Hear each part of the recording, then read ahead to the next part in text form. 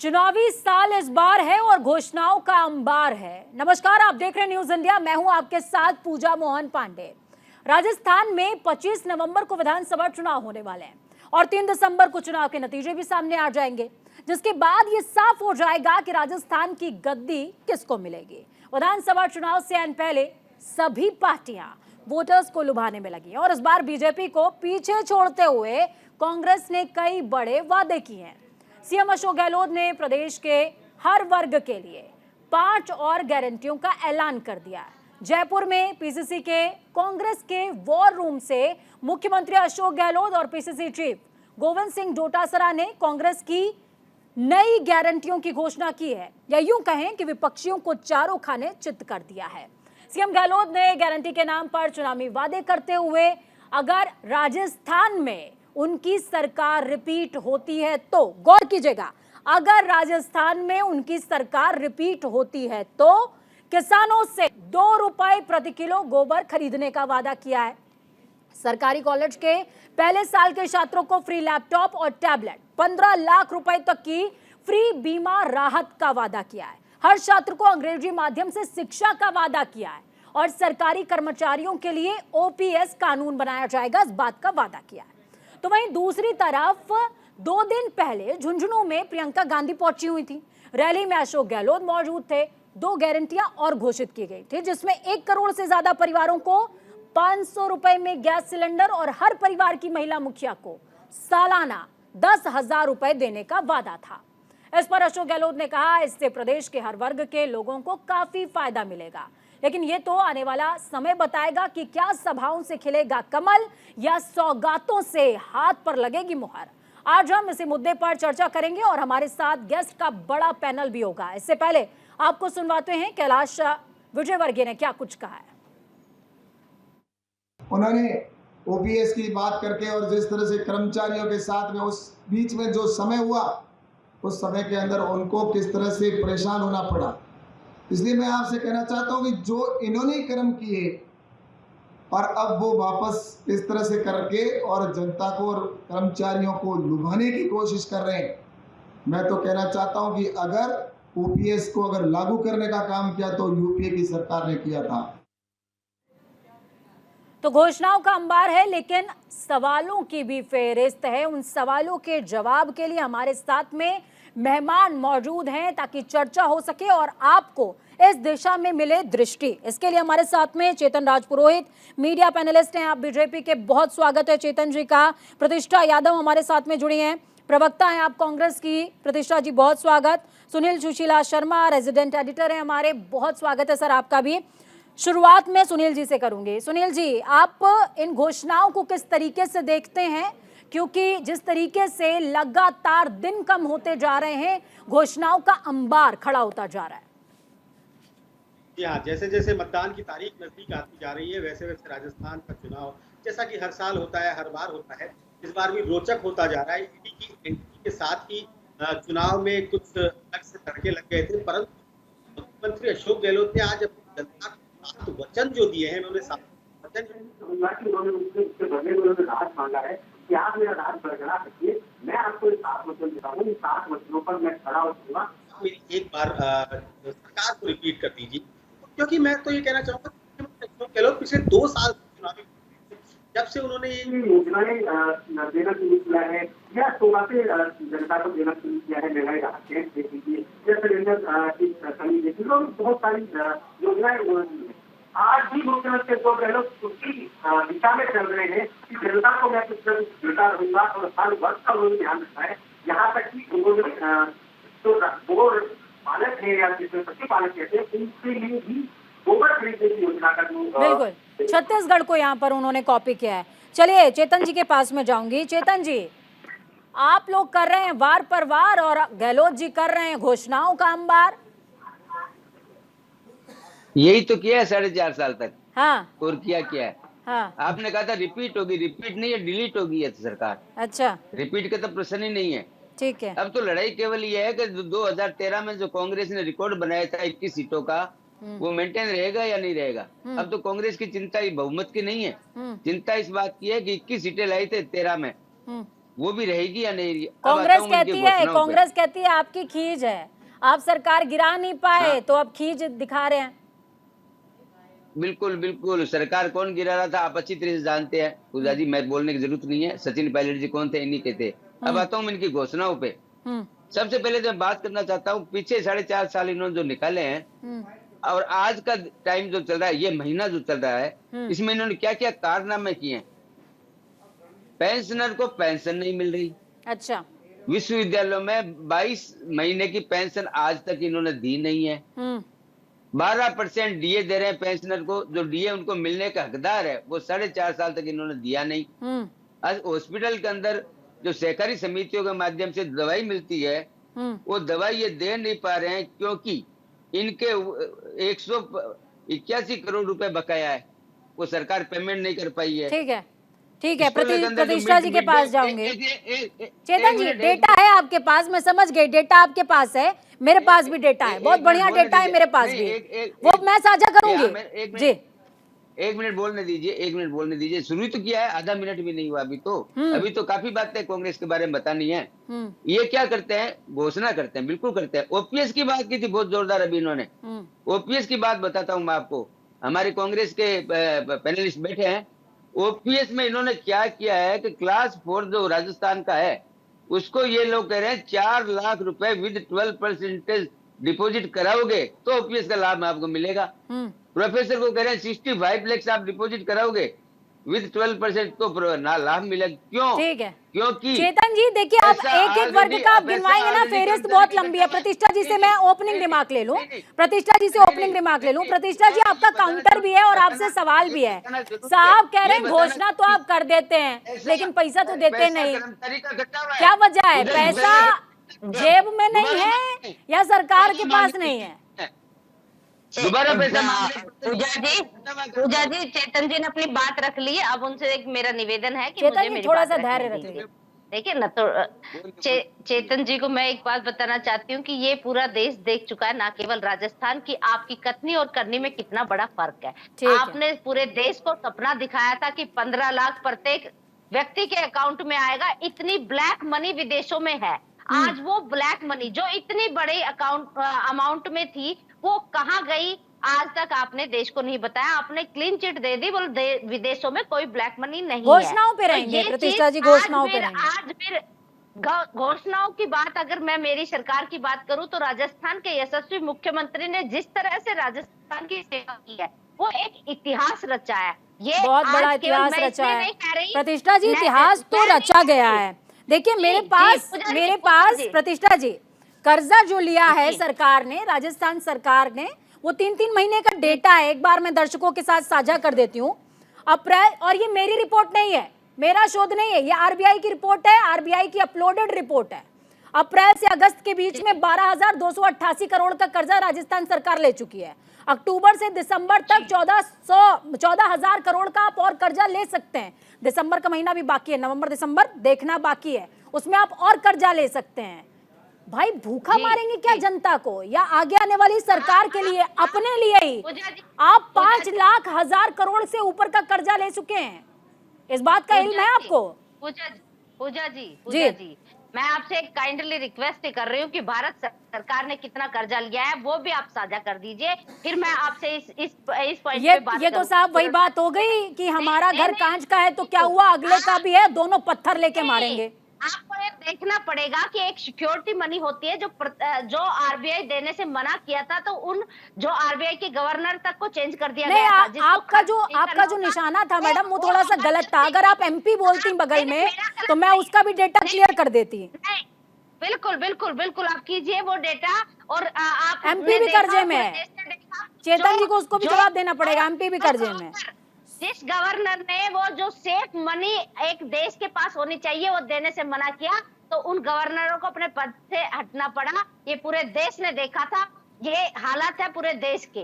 दूसरी बात की, आप एक गरीब के लिए अगर हम कुछ करते हैं तो हमें देश का और राज्य का कर्जा दिखता है, लेकिन अरबों खरबों जब पूंजीपतियों का माफ कर दिया जाता है तो किसी को भी चेतन जी काउंटर आपका, चेतन जी आपका काउंटर है, उसके बाद सुनील जी के पास जाऊंगी मैं। दम दिखाइए थोड़ा सा। पूंजीपतियों का अरबों खरबों का कर्जा बच्चे खाते लिख दिया गया। अगर एक किसान को कुछ मिलता है तो तकलीफ होती है। एक फर्क है बीजेपी और कांग्रेस के अंदर, ये इसमें आपको समझने की बात है कि पूंजीपतियों की सरकार चल रही है, पूंजीपतियों के लिए काम किया जाता है, पूंजीपतियों के लिए वो ठीक है, गरीब के लिए कुछ भी कर दिया तो सबके पेट में दर्द होता है। आपने ही अंबानी जी को 65,000 करोड़ का काम दिया है राजस्थान के अंदर, याद करिए। प्रतिष्ठा जी, क्यों दिया आप लोगों ने? आपका युवराज जब विरोध करता है तो आपने 65,000 करोड़ का काम अडानी जी को क्यों दिया? आप लोगों ने क्यों दिया? छत्तीसगढ़ सरकार ने क्यों दिया है? क्या आप लोग, आपका युवराज केवल विरोध के नाम पे विरोध करता है? और आप लोग है ना, राजस्थान के अंदर 65,000 करोड़ रुपए का प्रोजेक्ट अडानी जी को दिया है। इस बात का पहले जवाब दीजिए, क्या आपने किस लिए दिया उनको? अगर अडानी जी जैसा आप लोग विरोध करते हैं तो माननीय मुख्यमंत्री जी ने 65,000 करोड़ का प्रोजेक्ट कैसे दे दिया? इस बात का आप जवाब दीजिए। आप नहीं दे पाएंगे जवाब, आपके पास जवाब नहीं है, जवाब ही नहीं है आपके पास। अब आता हूँ मैं, घोषणाओं पे, छोड़ो इसको, घोषणाओं पे आता हूँ, घोषणाओं पे। ये और महिलाओं राजस्थान में पूंजीपतियों के लिए कुछ करते हैं, कोई दिक्कत नहीं होती किसी को। ये खुद पी रहे हैं, जनता को नहीं, तकलीफ होती है। कांग्रेस के नेता पी रहे हैं, कांग्रेस के मंत्री पी रहे हैं घी, इन्हीं के मंत्री पी रहे हैं, इनके नेता पी रहे हैं। जनता को तो लूटने का काम कर रहे हैं 4.5 साल से। जनता को लूटता है, जनता चलिए और जनता देखिए, जंग बहुत हो गई, अब जंग से चर्चा पर आते हैं साहब, जंग से चर्चा पर आते हैं और सुनील जी की तरफ जाते हैं। जंग से चर्चा पर आते हैं, सुनील जी की तरफ जाते हैं। सुनील जी, प्रदेश की आबादी 7,82,00,000,0816 ये प्रदेश की आबादी है और 70 सालों में ये आबादी 426% बढ़ गई है और अभी और बढ़ेगी, जिसमें से 80% युवा है। गारंटी की ये बात कर रहे हैं, कर्जे का कहीं जिक्र नहीं है। बहुत सारी चीजें हैं जिस पर प्रकाश डालना पड़ेगा और सिर्फ कर्जे के लिए जिम्मेदार हम कांग्रेस को ही ठहरा दें तो ठीक बात नहीं है। वसुंधरा राजे गवर्नमेंट ने भी एकदम छक के कर्जा लिया था। देखिए, कर्जा असल में मजबूरी है। ये दोनों ही प्रवक्ता जो है वो कह नहीं पा रहे कि कर्जा हम लोगों की मजबूरी है। हमें कैसे भी करके एक बार बातें करके, घोषणाएं करके राज चाहिए, राज आने के बाद फिर सोचेंगे कि ये घोषणाएं पूरी कैसे करेंगे। इस प्रकार से एक चलन चल गया है देश में, मुफ्त की रेवड़ी बांटिए, मुफ्त की घोषणाएं कीजिए, मुफ्त में लोगों को चीजें दीजिए, सौगातें दीजिए, उसके लिए चाहे खर्चा लेना पड़े। एक बार हमारा राज कायम हो जाए, एक बार हम कुर्सी हासिल कर ले, उसके बाद देखेंगे कि क्या करना है, कैसे कर्जा चुकाना है। तो इससे जो डिसिप्लिन खराब हो रहा है, इससे जो जिसे कहते हैं डिसिप्लिन आरबीआई की वजह से खराब हो रहा है, उसका नुकसान असल में जो आगे जाकर मिलने वाला है वो इसी जनता को चुकाना है। इसी जनता पर असल में वो बोझ बढ़ने लगता है जो कि इनकम टैक्स पेयर। ठीक है, उन लोगों को नहीं देख पा रहे जो कि मेहनत कर रहे, जिसकी मेहनत से देश आगे बढ़ रहा है और अपनी अर्थव्यवस्था को मजबूत कर रहा है। ठीक है, हम उन लोगों से वोट लेते हैं जो लोग इन प्रलोभनों में आ जाते हैं और लोगों को वोट देते हैं, उसके बाद उनकी सरकार बनती है। ठीक है। प्रतिष्ठा जी, एक सॉलिड सा जवाब मुझे आपसे चाहिए और मुझे उम्मीद है कि इसमें कोई लाग लपेट आप नहीं करेंगी और इसका स्पष्ट जवाब देंगी। जनता आपको सुन रही है, आगे आपको चुनाव में जाना है, गारंटी देने से बात बनने नहीं वाली, आपको जवाब तो देना पड़ेगा। ये बताइए कि रेवेन्यू जनरेशन के लिए सरकार के पास प्लान क्या है? आप गारंटी तो दे रहे हैं, इन गारंटीज को आप पूरा कैसे करेंगे? इसके अलावा बीजेपी के अभी जो ये प्रतिनिधि हमारे साथ में जुड़े हुए हैं, चेतन साहब, इन्होंने आपको कुछ मामले गिनाए जिसमें आपने घोषणाएं तो कर दी लेकिन आप पैसा नहीं दे पा रहे हैं। क्या उसके लिए कोई प्लान भी है आपके पास? स्पष्ट जवाब चाहिए, लाग लपेट मत करिएगा। लाग लपेट कुछ नहीं कर रही मैडम, सही जवाब दे रही हूँ अगर आप सुने तो। बिल्कुल। मैं इनसे एक बात बताइए कि देश का जब कोविड के कारण आम आदमी त्रस्त था, उसके साथ खड़े होने में तो दिक्कत है। और जब पूंजीपतियों के लिए करते किसी को तकलीफ नहीं होती, ये समझने की और ये पूरे देश को समझने की बात है कि तकलीफ जब होती है जब एक आम आदमी के लिए होता है। दूसरी बात की रेवेन्यू, जब कोविड के बाद में राजस्थान का रेवेन्यू बढ़ा है और इसके लिए हम बहुत सारे उद्योग धंधे लगा रहे हैं, सारी चीजें हो रही है। उसके लिए अगर अलग से आप डिबेट करें तो मैं अलग से डाटा रख सकती हूँ। जितना काम राजस्थान, मतलब आज आप डेटा लेके नहीं आई हैं? जी, डेटा से थोड़ी कुछ होगा। डेटा तो बहुत सारे ऐसे मैंने आपको एग्जांपल दिया, आप उनके डेटा निकाल दीजिए, पूरे देश का निकाल दीजिए। और बीजेपी कितना कर्जा छोड़ के गई थी। उसके बाद इन्होंने तो हमें बिल्कुल परेशान करने तक की कोशिश की गई है। राजस्थान के किसान को पानी पिलाने की जो ईआरसीपी की हमारी योजना, उसको रोकने का प्रयास किया।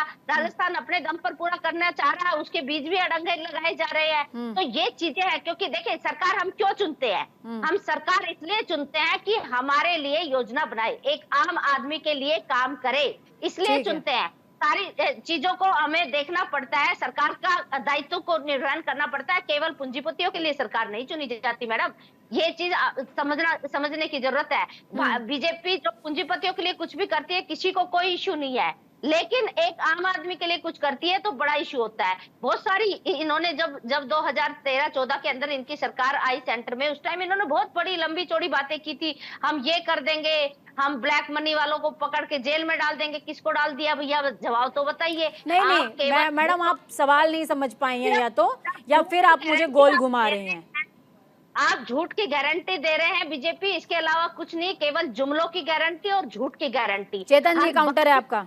साबित हुई हर बात फेलियर, चेतन जी आपकी हर बात फेलियर हुई। देश का प्रत्येक नागरिक आज वेट कर रहा है कि वो ब्लैक मनी से जो धन आने वाला था देश में, वो 15 लाख हमारे अकाउंट में कब आएंगे। 2 करोड़ नौकरियों का आपने वादा किया था। आप युवाओं की बात तो बड़ी बड़ी करते हैं। ठीक है प्रतिष्ठा जी, चेतन जी को सुन लेते हैं। मैं लड़ाने के इरादे में अब नहीं हूँ प्रतिष्ठा जी, देखिए लड़ाने के इरादे में नहीं हूँ, एक स्पष्ट चर्चा हो ताकि जनता को दृष्टि मिले, बहुत जरूरी है। चेतन जी। प्रतिष्ठा जी ने बहुत अच्छी बात की, बेरोजगारी की बहुत ही अच्छी बात की। जब हमने सरकार छोड़ी थी, राजस्थान 7वें नंबर पे था, आज इन्होंने दूसरे नंबर पे लाके खड़ा कर दिया। ये सबसे बड़ी उपलब्धि, पहली बात। दूसरी बात, इन्होंने स्कूलें खोली, महाविद्यालय खोले, बिल्कुल सही है, खोले, हम मानते हैं। लेकिन इन्होंने क्या है, स्कूल में शिक्षक नहीं, लाइब्रेरी नहीं, लैब नहीं, फर्नीचर नहीं। इन्होंने ऐसा धोखा युवाओं के चेतन जी, साथ स्कूल नहीं, स्कूल, मेरी बात सुनिए ना चेतन जी, आप मतलब ये बात बोल रहे हैं, आपको थोड़ा सा आईना देखना चाहिए। स्कूल नहीं, लाइब्रेरी नहीं, टीचर नहीं, आपकी सरकार क्या कर रही थी? स्कूल लाइब्रेरी आप बनवा के जाते, टीचर वो ना रखवा पाते, आप सवाल पूछते। इसी पे आ रहा हूँ। मैं यही कहना चाहता था, जब आप बोल रहे हैं जी। इन्होंने क्या किया है पूजा जी, इन्होंने घोषणाएं की, करनी चाहिए, स्कूल खोले इन्होंने, मैंने पहले भी कहा था। लेकिन जब तक आप लोग व्यवस्था करके, प्लानिंग करके, स्टाफ की, इंफ्रास्ट्रक्चर की व्यवस्था नहीं करोगे, उन बच्चों की पढ़ाई कैसे होगी ये बताइए आप पूजा जी। पढ़ाई नहीं हो सकती उनमें। महाविद्यालयों में यही स्थिति है, विश्वविद्यालयों में यही। सुनील जी के पास में जाऊंगी। सुनील जी, एक मिनट, देखिए राजस्थान में पैदा हुए हैं, राजस्थान में उनकी एजुकेशन हुई है, पूरी सारी सरकारें उन्होंने देखी हैं, वो आपको बताएंगे असलियत क्या है। सुनील जी। इससे पहले कि मैं आऊँ, ऐसे कोई सवाल आपसे पूछना चाह रहा हूँ। आप इन घोषणाओं के बारे में, जो कि अभी कांग्रेस सरकार ने जो योजना स्थापित की है, उनके बारे में आप जगह जगह जाकर कह रहे हैं या जनता से कह रहे हैं कि ये योजनाएं बंद नहीं की जाएगी, ये योजनाएं ऐसे कैसे भरपूर जारी रहेंगी, जिससे कि लोग ये ना सोचें कि अगर कांग्रेस सरकार आई ना आई तो ये योजनाएं बंद हो जाएगी। इसका क्या कारण है? क्या आप मानते हैं योजनाएं बहुत अच्छी है और जनता के हित की है? चेतन जी जवाब। हाँ, क्लोजिंग जवाब ले रही हूँ मैं जी। हाँ, ये बात माननीय मुख्यमंत्री जी ने कही थी कि हमारी सरकार जा रही है, क्योंकि वो स्वीकार कर लिया है कि राजस्थान में सरकार नहीं आ रही है कांग्रेस की। तो क्या आप हमारी योजना को जारी रखेंगे? राहुल गांधी जी ने भी मान लिया, माननीय मुख्यमंत्री जी ने भी मान लिया कि सरकार हमारी आने वाली नहीं है। तो हमने ये कहा था, हम इन योजना की समीक्षा करेंगे। लोग तो साहब ये भी कह रहे हैं कि आपने भी मान लिया, इसीलिए मंत्रियों को टिकट दे दिया है। कांग्रेस ने वसुंधरा जी की योजना की कॉपी की है, उन्हीं की कॉपी करके लागू की है इन्होंने अपने मन से कुछ नहीं किया। प्रतिष्ठा जी काउंटर है आपका। जी प्रतिष्ठा जी मुस्कुरा रही जी। बिल्कुल, मैं ये कह रही हूँ कि मुख्यमंत्री महोदय ने, हमने एक बात कही, क्योंकि हम जानते थे कि हमारी योजनाएं बहुत अच्छी है और वो जाल में फंसेंगे और तुरंत बोलेंगे बहुत अच्छी, क्योंकि वो केवल विपक्ष की वजह से बोल रहे हैं। हमने कहा कि आप स्वीकार कीजिए कि अगर जाल में तो राजस्थान की जनता को आपने फंसाया है, जाल में तो 2018 में आपने फंसाया, अब राजस्थान की जनता समझी है। लेकिन अभी बीते दिनों जो हुआ चेतन जी, पंछी सारा जाल लेके उड़े हैं इस बार, पंछी सारा जाल लेकर उड़े हैं इस बार, और बहेलिया देखता रह गया। चलिए सुनील जी के पास में जाऊंगी। सुनील जी एक लबुल आप पूरा बताइए, 1 मिनट का समय है और प्लीज इन दोनों लोगों की ऑडियो को थोड़ा सा डाउन कीजिएगा। सुनील जी को ऑडियो को आप कीजिए। प्रतीक्षा की राजस्थान की जनता कभी किसी जाल में नहीं फंस सकती। जाल में तो असल में हर 5 साल बाद आप लोग फंस जाते हैं, जब आप लोग उनके सामने पहुंचते हैं और उनसे बार बार गुहार करते हैं कि हमें वोट दीजिए, वोट दीजिए। जनता को जाल में फंसाने के आप सोच भी नहीं सकते, ना फंसा सकते हैं। ये जनता विरासत है जो कि अपना फैसला करेगी और बताएगी। कोई भी पार्टी हमारा विकास नहीं कर सकता। हम असल में आपको अपॉइंट करेंगे कि इस बार जिसे राज करना हर 5 साल में हम सरकार बदल देते हैं। इस बार जनता को क्या करना है वो उनके दिलों में है, जो 25 नवंबर इस बार रिवाज बदल जाएगा राजस्थान का। इस बार रिवाज बदल जाएगा, ये प्रतिष्ठा जी ने कहा है। बहुत शुक्रिया आप तीनों लोगों का हमारे साथ जुड़ने के लिए, चर्चा को खास और अहम बनाने के लिए। आपने देखा, सुना और समझा कि किस तरीके से इस चर्चा को दिशा मिलने का काम हुआ है। चर्चा का मकसद सिर्फ एक ये कि आप जनता हैं, आपको दृष्टि मिले एक विषय पर। कर्जा बढ़ रहा है, प्रदेश का घोषणाओं का अंबार लग रहा है। लबोलुआब इस चर्चा को समझिए, हर दल आपको लुभाना चाहता है, यानी कि आप ही सरकार हैं, आप ही सरताज हैं। आप अर्श देंगे या फर्श देंगे, इस बात का डर भी है, उम्मीद भी। वक्त छोटे से ब्रेक का, ब्रेक के उस पार खबरों का सफर लगातार जारी रहेगा। बने रहे न्यूज इंडिया के साथ, क्योंकि हम हैं राष्ट्र की आवाज। नमस्कार।